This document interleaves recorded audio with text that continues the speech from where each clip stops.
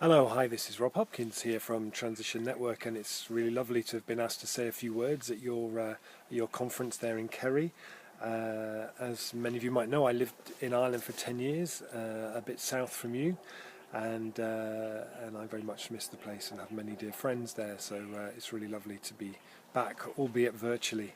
And part of the reason why I'm not there in person is I gave up flying in about 2006, and only really travel to do talks by train mostly, which is something which feels really important to me, that as people who are building movements that are trying to model a new way of doing things for a post-fossil fuel world, that we try and actually embody that in what we do. So much as I would really love to have been there in person, it's wonderful that we have these technologies, I think, that allow me to sit here in my garden on an autumn evening on Halloween as I wait for kids to start coming knocking on the door, and to be able to send a message to your conference. So I hope this works for you. So so I guess for me, we really started Transition 12 years ago as an exploration of what it would look like if communities played a really major role in what was going to happen, and what that shift was going to look like. And of course we need national government, and we need business, and we need everybody doing something. But communities organising to do things is really the sort of great untapped resource of the huge shift that we need to make. And for us, the question that really underpinned transition was, how do we go from up here where we are now, where we stand on top of this great energy mountain, consuming more energy than anybody ever has in the past, which has made so much incredible possibility and experience available to us. How do we get from this place here to this place here, where we use much, much, much less? But how do we tell a story about that? So that's really where we want to go. That's the thing. We have to, that our lives would feel bereft if we didn't actually manage to get to that stage, because everything that it promises and the delights that await us there are so magnetic that that's really what we want to do.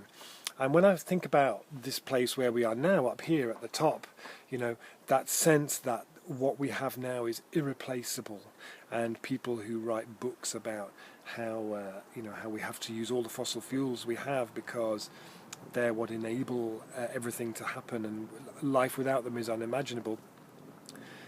For me, that's always rather embodied in Donald Trump, in that any of those of you who have kids and who've gone to pick your children up from a friend's birthday party, and you go to pick them up and they've had too much sugar and they're really tired, and they don't really want to go home, and they grumble the whole way home because somehow that party was something it was just irreplaceable experience. That's kind of a bit what it feels like, what we're seeing in some places in the world now, as the move away from fossil fuels, the end of coal, the demise of oil starts to become just an inevitability now. You see some people like Trump and people around him who just want to hang on to that because it's completely irreplaceable. But actually, of course, the story that is being told now by so many people, and by yourselves and by transition groups now in 50 countries around the world, is actually we can do so much better. We can move away from the current world of excess consumerism, the epidemic of loneliness, the kind of isolation that we see in so many of our communities, the erosion of the opportunities for people to come together and celebrate and connect and have conversation, the sort of focalizing of what we've seen, that concentration of business activity into fewer and fewer hands. What always thrills me when I go to visit different transition places is what you see when the momentum starts to go in the other direction. We start to see that here in Totnes now, where, for example, we just opened the first new mill in this town for 100 years. When you have a local mill who are making local oats, local spelt flour, local pea flour, it inspires all kind of people to think, pea flour, what could we do with that? We started a brewery. We brew beers using pea flour, and they're fantastic. We make beers using spelt. We make stout using the oats that come out of the mill. And you see that it fires the imagination, it fires the possibility, it fires that inquiry about, well, if they're doing that, maybe I could do that.